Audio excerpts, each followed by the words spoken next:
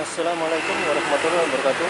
Pada kesempatan ini saya kedapatan Vario 110 volt atau mendol ini dengan keluhan habis ganti sistem pengapian, kiprok sama aki,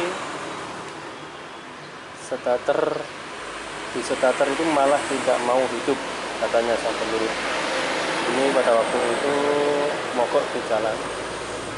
Mari kita cek dulu. Ini memang sebelumnya sudah diganti baru, tapi sepertinya ini KW. Ini kabelnya juga sudah diganti ini. Dan kita cek ke depan, kita lihat kiproknya. Ini kiproknya sudah diganti baru juga, dan hasilnya sudah diganti baru juga. Ini kita cek dulu, hasilnya menggunakan tes ini bola lampu.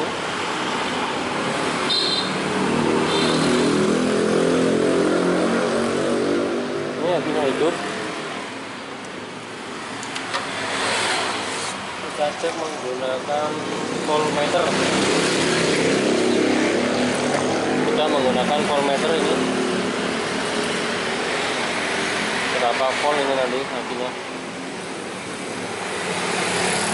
Apakah putaran dinyamunya kurang kuat?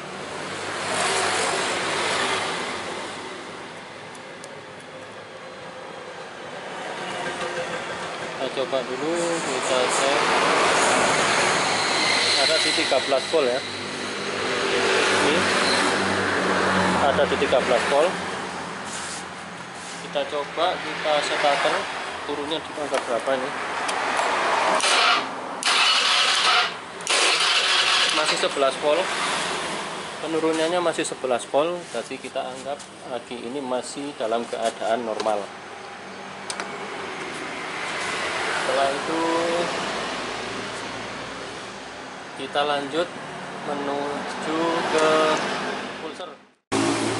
Setelah aki kita tes normal, kita coba kita tes ketahanan dari pulser ini di kabel biru leres kuning. Ini kabel menuju pulser. Kita cek supaya dapat. Ini jangan lupa, ini saklarnya ini kita panah ini kita tujukan ke 2000 ohm, bukannya 20k ya, 2000 ohm. Kita carikan tahu berapa teganannya. Biasanya di sekitaran 160 atau 150 lah panah normalnya. Kita cek, kita coba kita cek. Ini ada di sekitar 132. Ini berarti kepekaannya kurang sedikit pulser ini. Ini pulsernya saya rasa kurang peka untuk mengantarkan sinyal menuju ke CDI nya. Jadi dibutuhkan putaran yang sangat tinggi, atau dengan kata lain harus di starter dengan kecepatan lebih tinggi. Kalau di engkol masih bisa, tapi nggak sekaligus langsung hidup. Minta beberapa kali engkol baru hidup. Ini kendalanya. Sudah merujuk ke satu titik, yaitu di pulsernya. Ini karena sepul dan pulsernya ini diganti KW, ini bukan original. Kita lihat warna kabelnya saja sudah kelihatan. Konstruksinya sama yang ini sudah nggak sama. Ini kita lihat sepulnya, ini sudah diganti baru ini. Nah, ini dia. Dan kita lihat konstruksi dari pulser. Konstruksi dari pulser kelihatan agak sedikit kurang dan kurang jernih. Dan kita coba kita lihat gap antara pulser sama tonjolan magnetnya, kita coba kita cek. pemasangan yang standar ini kita lihat gapnya ini kita lihat gapnya seberapa dekatkah. Nah, ini coba kita lihat kan, ini agak renggang, ini standarnya seperti ini. Kita juga ini sinyalnya ini tidak memenuhi kebutuhannya. Nah, dengan kata lain, tidak terjadi sinyal menuju ke CDI untuk memercikan bunga api. Jadi coba kita ukur, ini sekitar 0,40. Nah, kita ukur sekitar 0,40 ini. Ini apabila terlalu mepet juga tarikannya kurang responsif. Jadi nanti kita dekatkan sedikit. Ini solusinya supaya tidak ganti pulser lagi ya. Kita dekatkan sedikit, kita congkel di sini. Tapi hati-hati jangan sampai ini patah.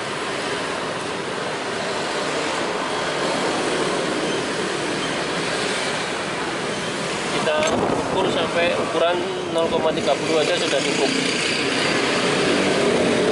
Ini ya, kelihatan nggak? 0, berapa ini? 30. Nggak kelihatannya. Nah, ini dia 0,30 ya. 0,30 sudah cukup. Kalau kurang nanti dikasih 0,25. Ini solusinya. Karena kurang peka pulsernya, jadi jangan panik dulu karena sudah mengira apa-apa tadi yang rusak gitu. Kita coba ini, kita starter dulu. Ini kita coba starter dulu. Kita hidupkan kunci kontaknya ini ya, kita starter. Langsung hidup ya. Dia langsung hidup karena sinyalnya sudah memenuhi syarat untuk terkirim ke CDI. Kita coba lagi, kita starter lagi. Kita hidup.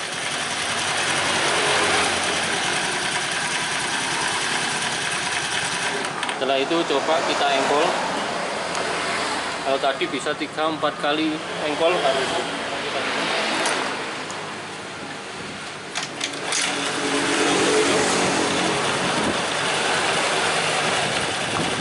Engkol langsung hidup ya, hidup.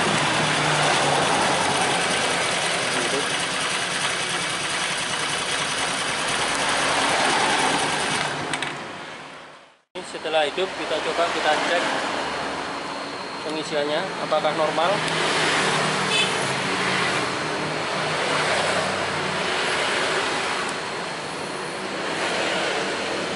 Kita pakai voltmeter ya, ini. Kalau normal kita hidupkan dulu mesinnya. Kita coba kita pakai voltmeter 13. Ini kelihatan ya. Ini apa ini? 13,2. Oh, nggak kelihatan. Ini kelihatannya.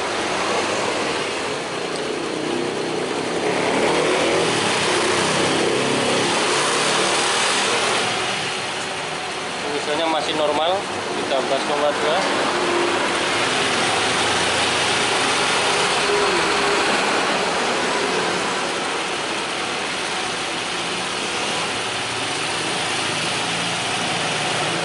Jadi kiprok masih aman. Kan masalahnya tadi ada di pulser. Kita tarikan dulu. Demikianlah video dari saya, semoga bermanfaat bagi rekan-rekan semua, dan kita terus belajar supaya mendapat pengalaman yang lebih baik lagi. Ini sekian dulu pengalaman dari saya, semoga ini dapat membantu rekan-rekan semua apabila menemukan trouble seperti ini, dan semoga bermanfaat bagi kita semua. Saya akhiri dulu, sampai ketemu di video saya selanjutnya. Jangan lupa like, subscribe, dan komen. Salam ibu ireng.